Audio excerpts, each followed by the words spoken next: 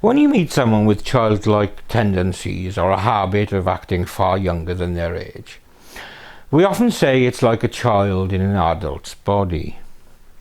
Today's antagonist had such tendencies, but the child trapped in his body was presumably Damien, the demon child from The Omen, since while he displayed many childlike and infantile behaviours, he also killed with impunity and showed little remorse for doing so.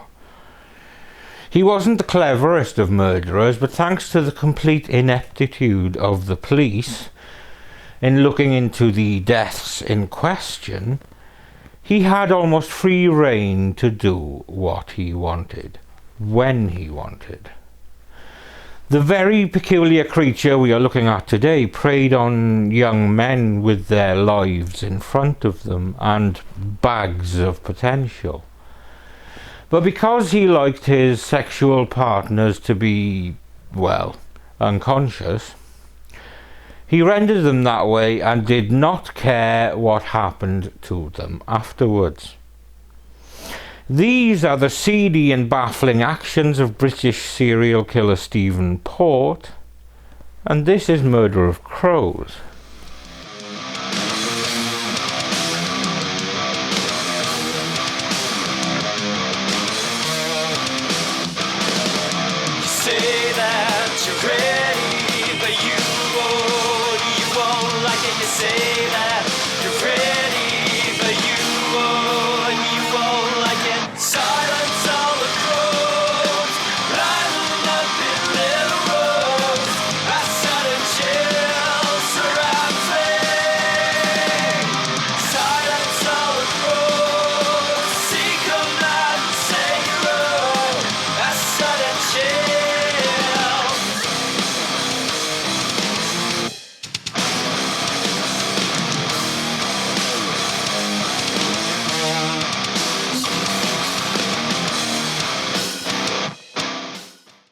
Stephen John Port has the same forenames as I do, and he was born just one day after me on February the 22nd, 1975.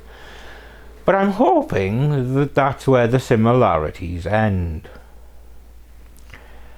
He was born in Southend-on-Sea in Essex. When he was just a year old, his parents moved to Dagenham, where they still live to this day. Yet from an early age, those who were close to Port would describe him as a loner and as odd, a description that he would never seem to overcome. During his adolescent years, Port's father worked as a cleaner for the Barking and Dagenham Council, while his mother was a cashier at a supermarket. At the age of 16, Port attended an art college, but it proved too expensive for his parents. So he decided to study as a chef instead. And this turned out to be his true calling, with Port even appearing on an episode of Celebrity MasterChef in 2014. While in his mid-20s, Stephen Port came out as gay and continued living with his parents until he was in his early 30s. In 2006, Port finally moved out and found his own place. But this freedom would see him releasing the more dubious aspects of his character, as he would host drug-fueled sex parties. As he embraced his sexuality, it was quite well known within his social circles that Port had a predilection for teenagers, or at least men who looked boyish. and he would use apps like Grindr to try to find such men for casual hookups. During this time, Port befriended Ryan Edwards, who was also a gay man living in Barking, and in fact lived in the apartment across the hall from Port. Their relationship was completely platonic, and Port would often message Edwards about his young conquests, some only just above the age of consent of 16. Edwards later reflected, "I had a boyfriend once who was 29. And I remember Stephen screwing his face up in disgust and saying, 'Far too old.' He said he would never dream of dating someone over the age of 23.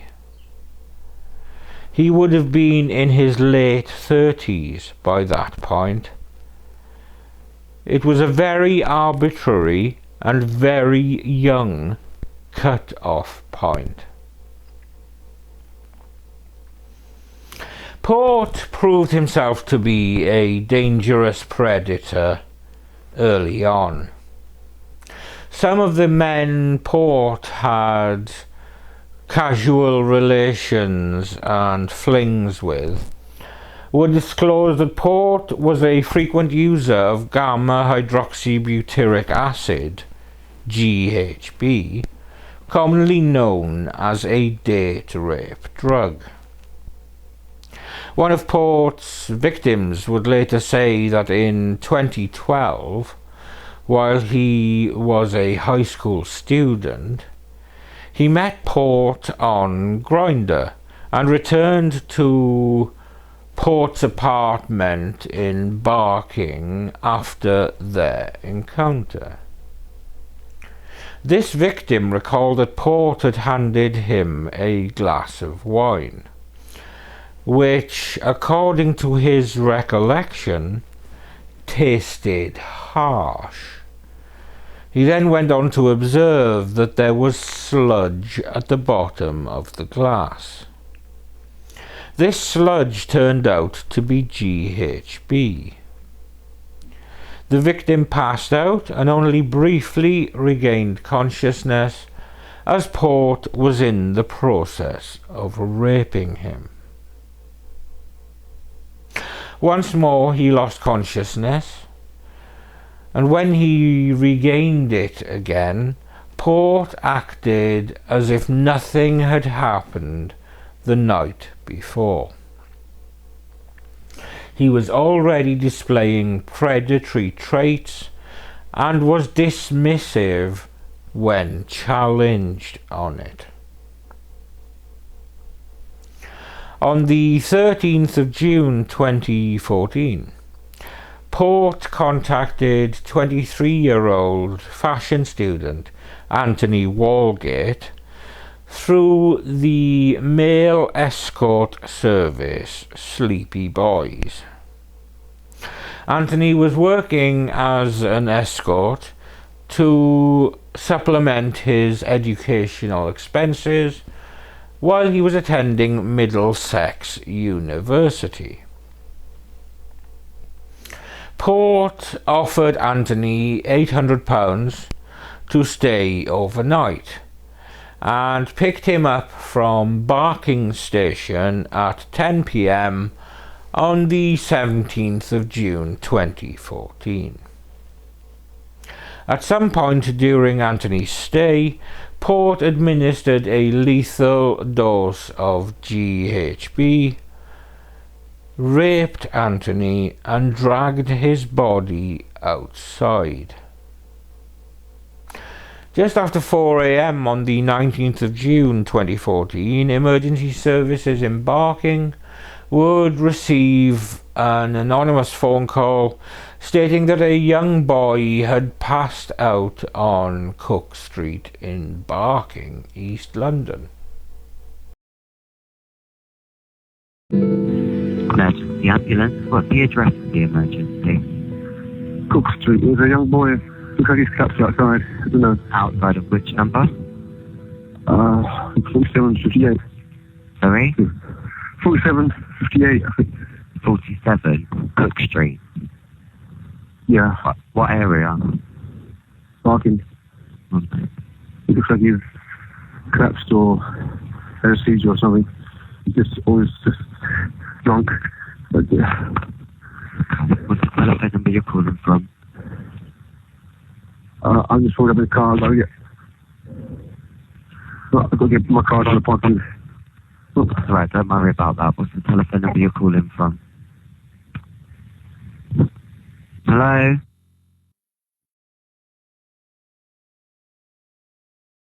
Hello? Hello? Hello, the ambulance service. Well, I can't see there.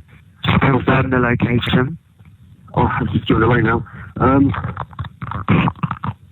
Where was it that they were outside of? Cook Street. What door number? I don't know, I didn't look. You said 47 before. Yeah, so yeah, what's 47? Yeah. Do you think that they had a seizure, is that correct? It's, no, it's not. Yeah. Yeah. So were you passing by in your car? Yes. Okay, and you've drove past now, you're no longer there. That's right. How old did he look roughly, sir? 20. 20. Do you know if he was awake? No. Do you know if he was breathing? No, I don't know. Did you see anything happen at all? No. No. You just think that he possibly had a seizure, he was lying there on the floor? Yes.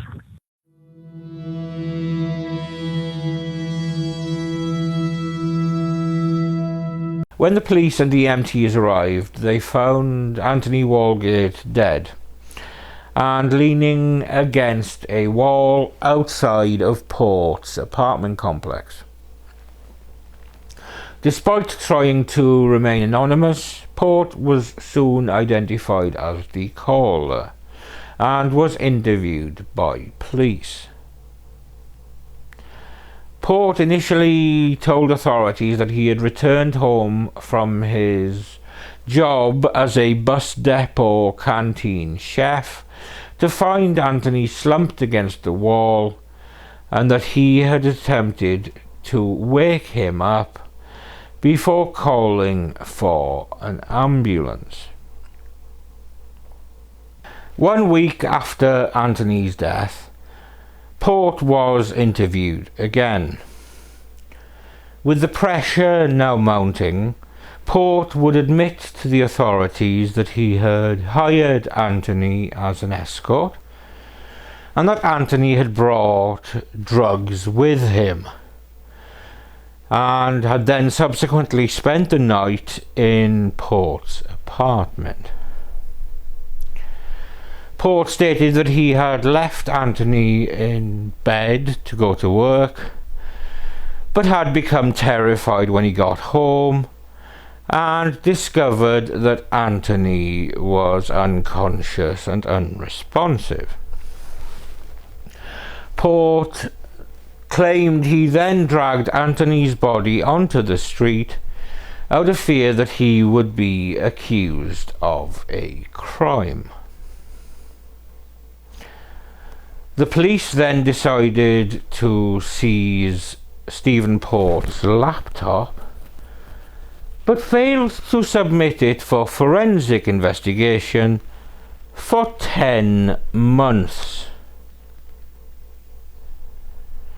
So they crucially missed numerous searches for X-rated drug rape videos on the device and searches for raping and drugging boys.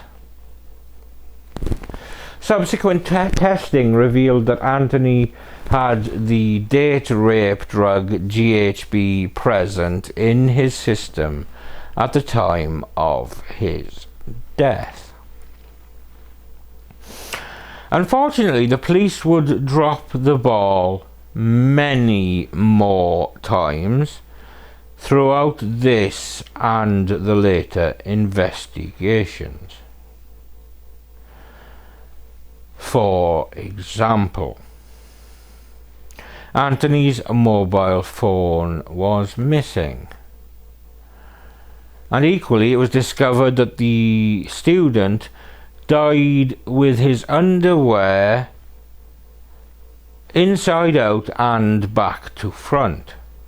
Yet the police described this as unusual, not necessarily suspicious or sinister.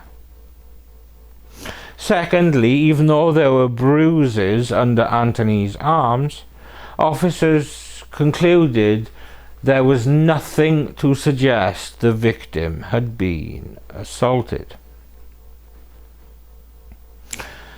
Moreover, local police officers asked over and over for the Met Police's expert murder investigation team to take over the case, but their requests were turned down. This meant that inexperienced officers were in charge of the case. Happy days. And these same inexperienced officers would dismiss the concerns of two of Anthony Walgate's friends who thought his death was strange. The friends believed that the police paid them little regard because they believed Anthony was just another gay sex worker who overdosed on drugs. Eventually, the police realized that Port had lied to them from the very beginning. And at the end of June 2014, Port was charged with perverting the course of justice by making a false statement to the police. He was released on bail pending his court appearance. And the decision to release Port on bail would prove to have been a grave error, since while out on bail, the nasty bastard would resume his nefarious actions. Just 2 months after his first killing of Anthony Walgate, Port had found his next victim in 22-year-old Gabriel Kovari. Gabriel had just completed university in his home country of Slovakia when he decided to relocate to the United Kingdom in mid-2014. He had moved to London, hoping to land a job as a translator for the National Health Service. Tragically, what should have been a future full of potential, the life was cut short when Gabriel began chatting to Port online and mentioned that he was looking for a place to live. And Port offered the young man the chance to live rent-free on his couch until he got settled. Gabriel took this offer and moved in with Stephen Port on the 23rd of August 2014.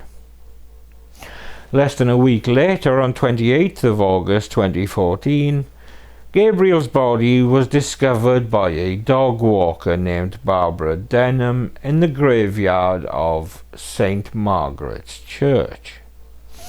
I will have something to say about this dog walker later on. The church was less than 500 meters from Port's apartment.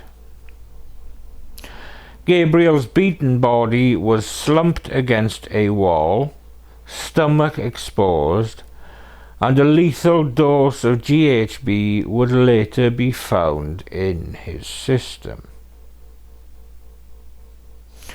Even though the location of Gabriel's body was very close to where Stephen Port lived, the police did not question Port regarding the death.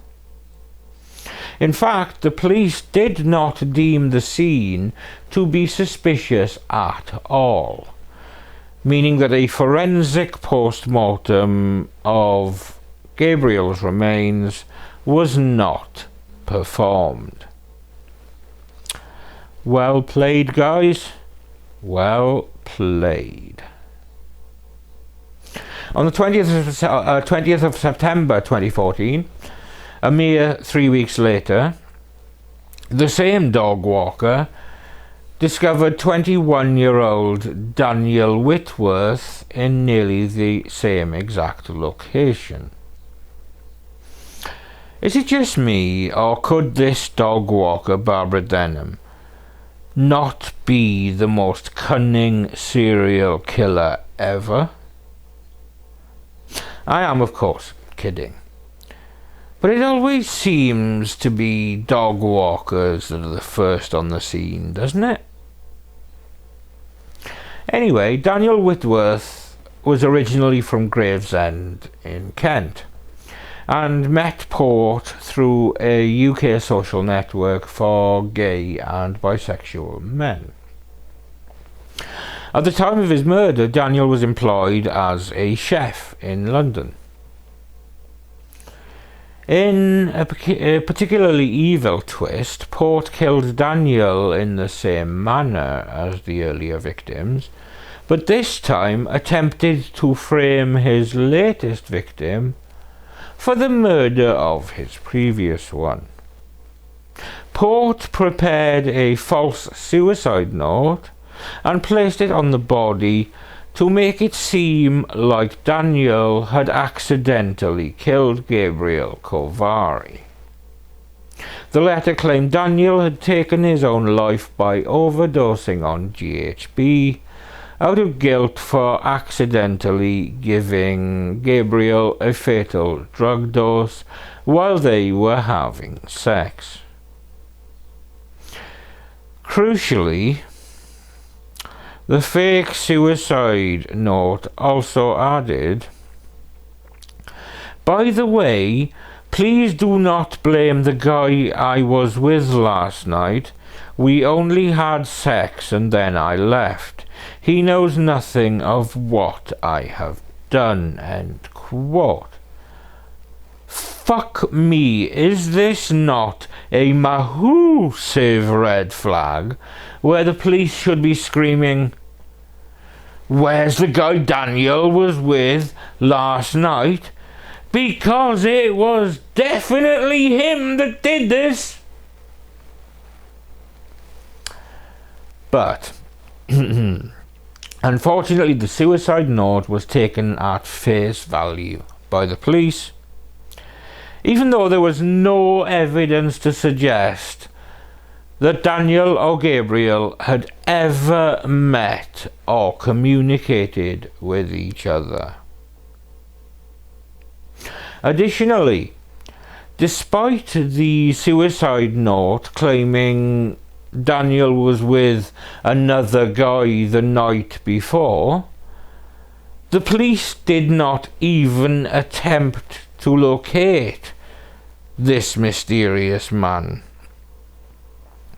Had the police bothered to investigate, the path would have led, and I know you'll be surprised to learn this, to Stephen Port. And it would later be determined that Port's handwriting matched the handwriting on the fake suicide note. If that wasn't embarrassing enough for the police, the police also failed to conduct necessary forensic examinations on several items found at the scene, including the bed sheet upon which Daniel was found, his clothes, and the narcotics container that was planted on him. All of these items had Port's DNA or fingerprints. Jesus Christ. This guy practically had a neon sign above his head saying it was him. And yet, the police were fucking nowhere. The final victim that we know about was 25-year-old Jack Taylor. Jack was very close with his family, and thank fuck that he was, since it was Jack's family that forced the police into taking certain actions that led to Port finally being apprehended. In the early hours of 13th of September 2015, Jack and Stephen Port started chatting on Grindr before deciding to meet at Barking train station.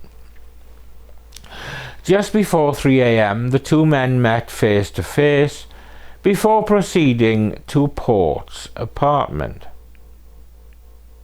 Once inside, Port would drug, rape and murder Jack Taylor.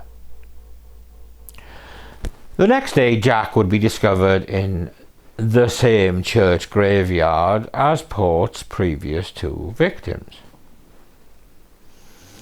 Jack's body had a needle mark on his right arm, an unused syringe, a tourniquet, and a small plastic vial containing GHB was also found upon his person.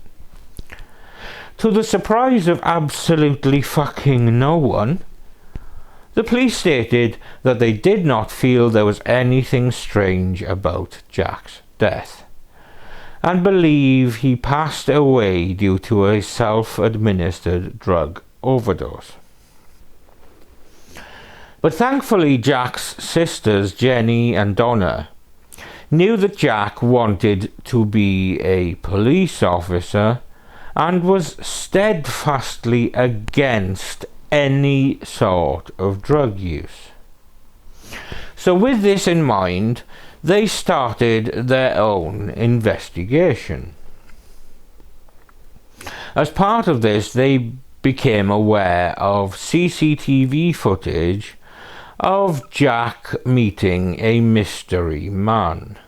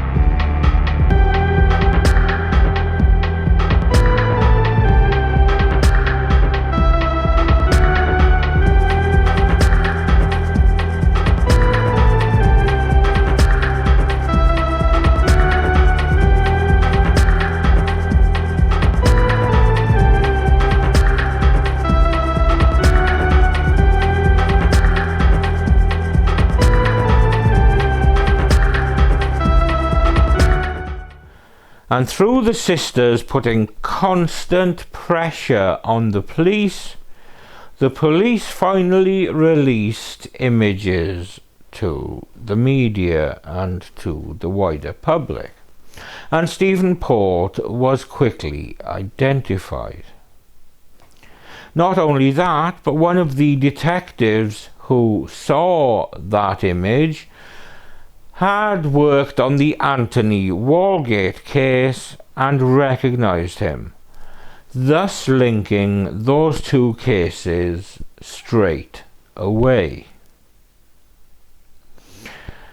On the 15th of October 2015, Stephen Port was taken into custody on suspicion of causing the deaths of all 4 of his victims by poisoning. Are you searching for boy drugged rape? And that search, I can tell you, or some of those searches occurred during the evening of the 12th, shortly before midnight, and then some of them occurred in the early hours of the morning, later on in the morning after 4 o'clock, and onwards later on that day on the 13th, on Sunday the 13th, the time when Jack Taylor is either dead or dying. You're searching for boy drugged rape, etc. Why is that?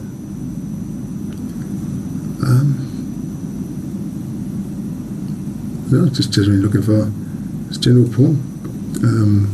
That's not general porn, Stephen, is it? You're specifically searching for videos of porn to do with people who are either asleep or have been drugged and are being raped. You've typed in the word rape, haven't you?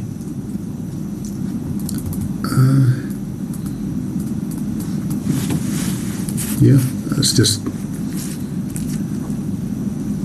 searching for random videos. There's nothing specific in particular. Nothing specific. Is that right? Yeah.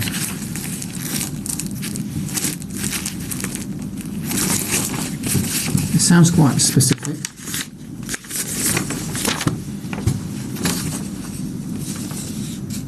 You were searching for these videos before Jack came over to the barking area, and then when he was in the barking area, you were searching for these videos as well. Is that because you were with him? No. And that you just drugged him as well? No, definitely not. Were you watching these videos whilst having sex with him, raping him whilst he'd been drugged? No, definitely not. Definitely not. Port's reign of murder had lasted between June 2014 and September 2015. In November of 2016, Stephen Port was found guilty of the sexual assaults, rapes and murders of Anthony Walgate, Gabriel Kovari, Daniel Whitworth and Jack Taylor. Port was also found guilty of the rapes of 3 other men that he drugged, 10 counts of intentionally administering a substance to another person, and 4 sexual assaults. He was sentenced to a whole life order without the possibility of parole, and rightly fucking so. We finally have justice for our Jack and the other boys. That sick, twisted scumbag will never be able to hurt or destroy anyone else's family or life. Our Jack can finally rest in peace. We will always be completely heartbroken as a family. The support has been truly amazing. We would like to thank the Homicide Investigation Unit and everyone else as a whole who has supported us as a family through such a tragic time. Thank you.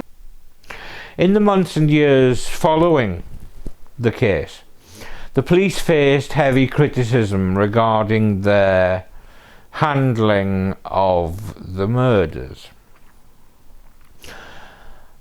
Although all 4 victims were young gay men with no ties to the area who were found dumped in public within a short distance of each other, and killed under similar circumstances, the Metropolitan Police failed to link the cases until weeks after the last murder.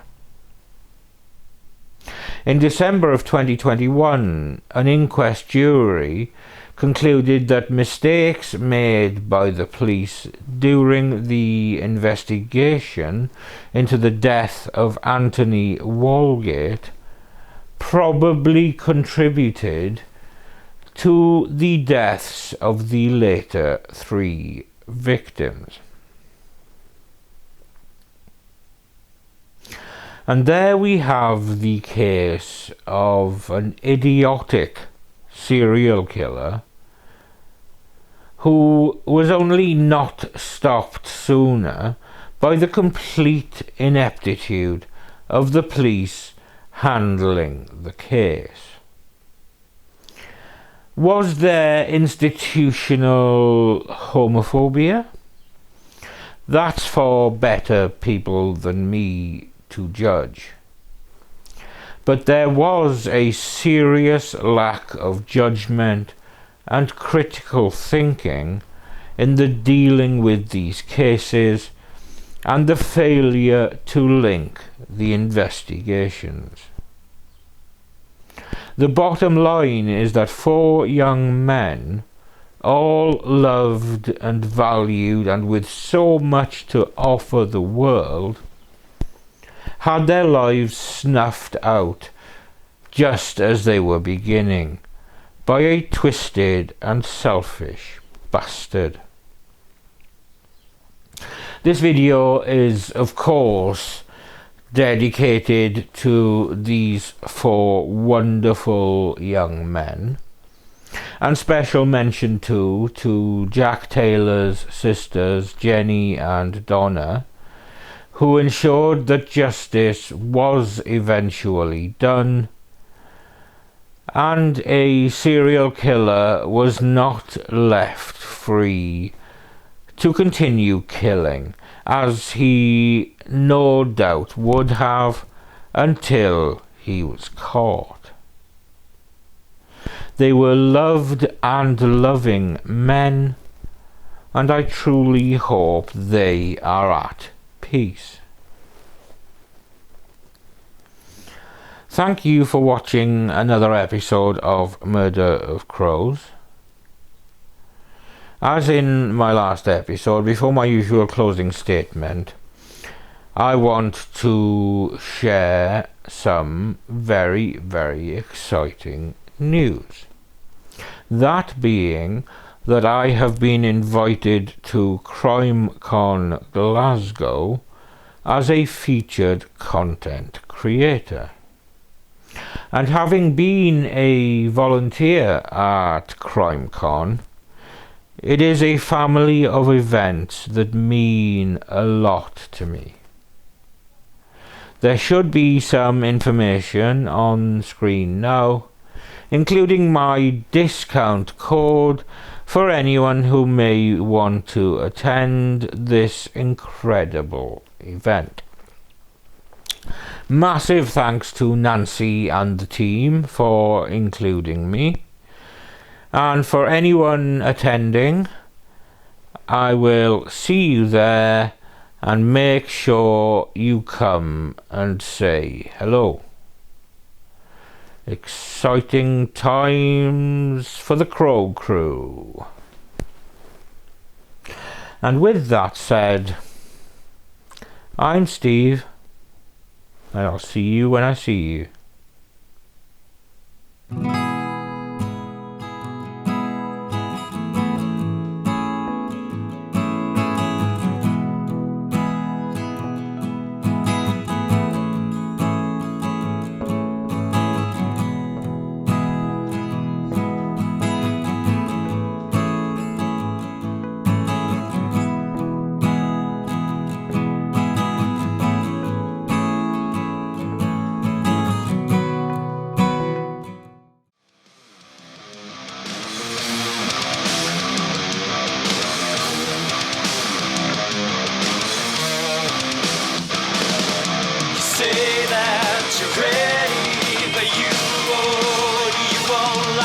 say